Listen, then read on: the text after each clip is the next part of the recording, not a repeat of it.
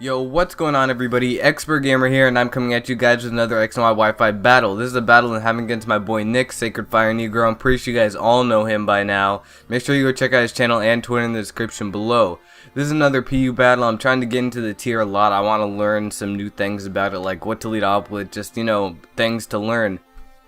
So I still do have a lot to learn, but this was a pretty hacksy battle, and that's all because of like my Vileplume. My Vileplume put in nothing but the finest work. It was beautiful what my Vileplume was able to do in this match, but I'll get into that. So I'm going to lead off with my Vileplume, predicting him to lead off with his Mars Stomp to want to set up his Stealth Rocks, as he predicts that and leads off with his Rotom Frost. Now, I predict him to go for the Volt Switch, predicting him to predict me to switch out, so I send him my Zebstrika and I go for the Lightning Rod. I don't go for the Lightning Rod, I get out my Lightning Rod. And he's going to switch out, predicting either Volt Switch, Overheat, any of that, and he's going to switch into his Mars Stomp. I actually go for the Hidden Power Ice. I thought I'd do a little bit more, but I forgot that Mars Stomp is just bulky as hell. It is so bulky with the EV Light, and it doesn't do that much. And I'm not even going to try to just do damage with the Overheat, because there's no point. I'd lose my Zebstrika to an Earthquake if he goes for it. So I switch into my Vileplume here, knowing that I can scare him out. And he just sets up the rocks on my switch. That was a really good play. And those rocks, I hated them throughout the entire battle. They were such an annoyance. But he is going to switch out in here, and he's going to bring his Chimecho. Now, I go for the Sleep Powder. I knew that he was going to switch. He would not stay in and lose his Mars Stomp like that. So I decided to Sleep Powder on the switch, and he decided to switch into Chimecho, which is very understandable. Now, I can't do much to Chimecho as a Vileplume, so I decided to switch out, and I switched into my Persian. Because with my Persian, I could fake out, get up that fake out, technician, stab, life orb. It just does so much damage, and that I could go for either a U-turn or a return. So I go for the fake out here. It does decent damage. It does about 20-25%, and the Chimecho is gonna stay asleep for another turn. Now, I knew that a return wasn't going to kill, and I did not want him to wake up and damage my Persian, because I knew that Persian would be really helpful with the fake out, with fake out and stuff. So I decided to U-turn out, and I switch into my Manfu. Now, the reason why I switched into Manfu is I was hoping that this thing would stay asleep for another turn. Hoping with I was just hoping a lot.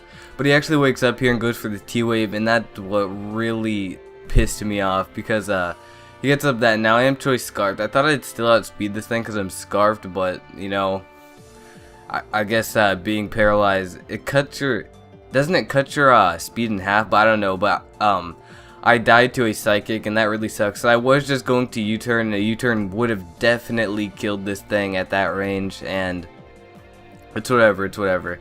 So I switch into my Persian again, and now right here, the U-turn the fake out is way too obvious, so I didn't even go for the fake out. Just on his off switch, I went for the U-turn, because I knew that he would not want to stay and just let that thing die. So Arbok comes in here, it's going to get off the Intimidate, which makes the U-turn do even less than it would have already done. But I just switched into my, who did I switch into? I forget. I think it was my Mantine, or no, it was my Vileplume.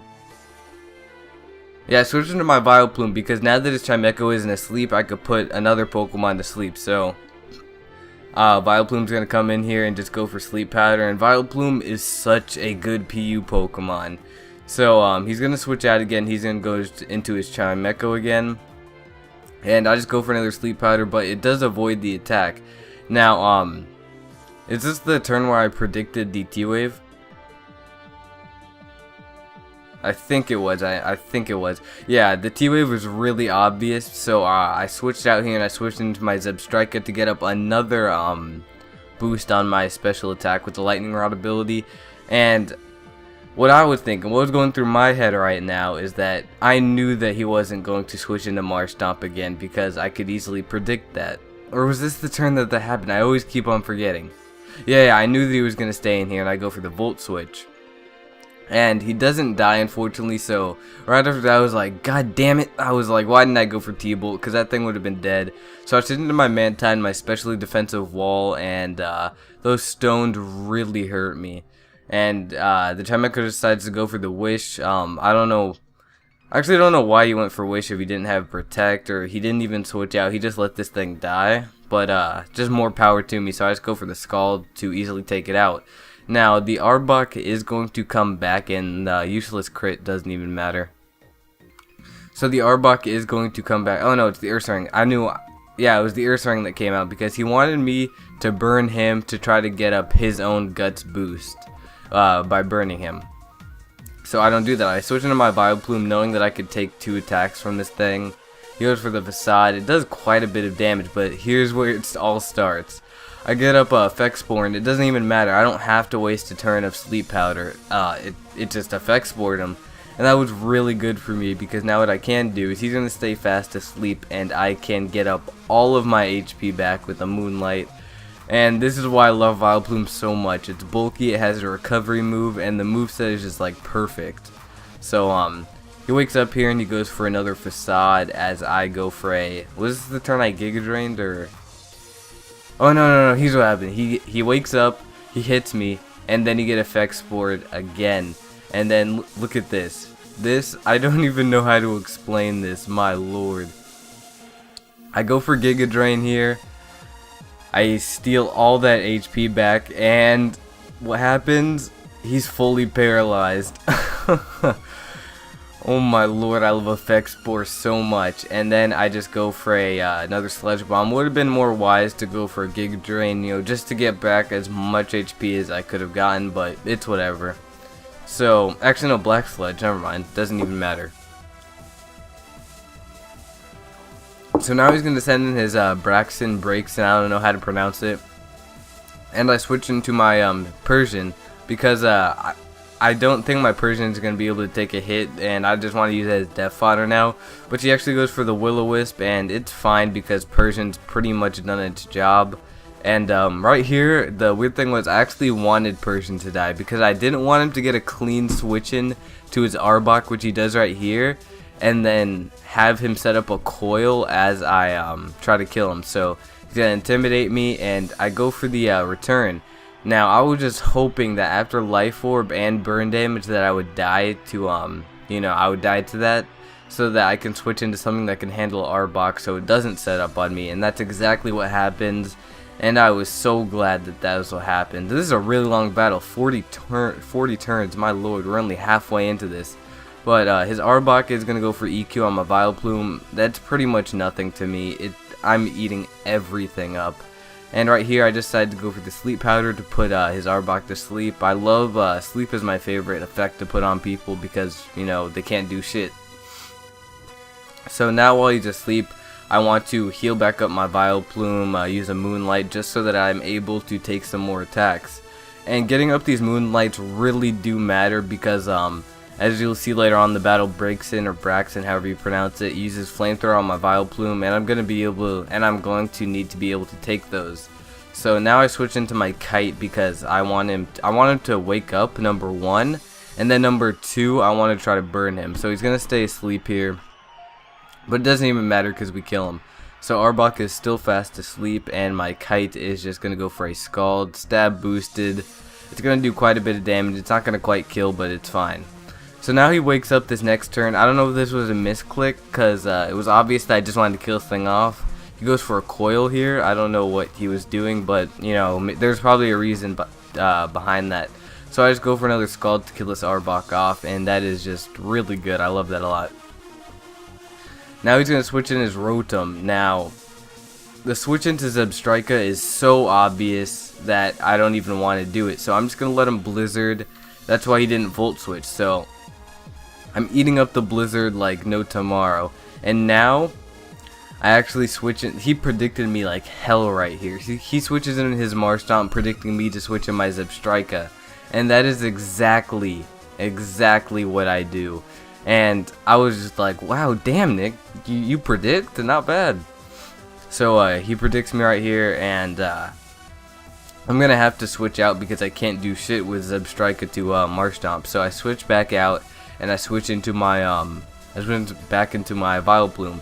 Because I know that no matter what goes on through his head, if this ever happens, Vileplume against his Marshtomp, he is going to switch out because His Marshtomp is a very vital team member to winning the battle for him. So this is where Braxton comes into play, and it uses Flamethrower. Now, had I not gotten up those Moonlights, the Vileplume would have been dead. And had I missed this Sleep Powder, I probably would actually lost the game if I were to miss that Sleep Powder. So Braxton is now asleep, and I'm hoping that she'll stay asleep for just like one turn, which she does, so I can get up my Moonlight. It is so clean to see the HP bar go up. I love it so much.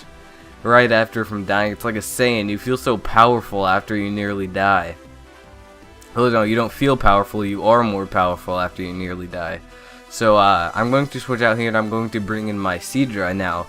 I didn't expect this to do that much damage. I don't know, like, are this thing's stats really that high? Because I'm Eviolite Seadra. She goes for the Flamethrower, and look how much it does. That is about 30-35%, and I just go for the Scald here, knowing that I can live another Flamethrower. And it doesn't kill it quite, and she goes for the Will-O-Wisp. I don't know if she was predicting me to switch out or something, but I'm not switching out. Might as well just stay in, you know? And I don't think, yeah, he's not going to let this thing die just yet, and he's going to switch into his Rotom. Because I'm just going to bank on it. This is a specially defensive Rotom. That's the one that I have. Just with all the Pokemon in PU, it seems that to run a specially defensive Rotom is much better.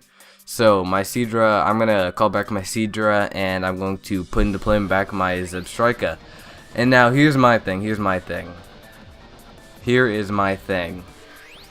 I knew that he was going to Blizzard here, which he misses, and I don't think it would have killed me. I knew that he wasn't going to switch into Marshtomp right there because of all the plays that I made before, and I'm able to hit off the Overheat and kill his Rotom Frost. So a lot of predicting happened in this battle. I like this battle a lot. And he's going to send in his Marshtomp here, and obviously I'm going to have to switch out because special attack drop and all that shit. So I'm going to my Kite here just as death fodder because I know that I'm not going to be able to live crap from anything. He just goes for an Ice Punch. Now, I send him my Vileplume after Kite dies, and he goes for another Ice Punch. I was hoping with all my power that I did not get frozen, because you know how many times I hacked him with Effect Spore? I thought that was all going to come back to me, and I was just going to get pooped on. But that's not what happens. I go for the Sleep Powder, put him to sleep, and then, wait, is that even what happened? Hold on. Why do I remember him Ice Punching me for some reason? Hold on, wait a second. I remember him Ice Punching me though. Oh yeah, I went for Moonlight. That's what I did. I went for Moonlight here. He woke up and then he Ice Punched me. That's what happened. I thought I just killed him straight off with the Giga Drain. But I really don't know why I went for Moonlight. I could have killed him off with the Giga Drain and gotten all my health back up regardless, but I don't know. But the Effect Spore hits him again, and he gets put to sleep. But that's why I love Effect Spore so much. It's like getting a Scald Burn. I'm pretty sure, I don't know if it's a 30% chance. I just go for the U-Drain, and the Marshtomp goes down. So this is really good for me. I love it. I'm loving this so much. And now all he has left is just the Braxton, and knowing from previous parts of the battle, I know that I'm going to be able to take a Flamethrower or Psychic, and that's what he goes for. I eat it up, and I just go for the Sludge Bomb, and that is the end of the Braxton. So if you guys did enjoy this battle, make sure you go check out his channel and Twitter. He does Wi-Fi battles, Let's Plays, obviously of Pokemon. Go check out his Twitter, but I'm Expert Gamer. Peace out.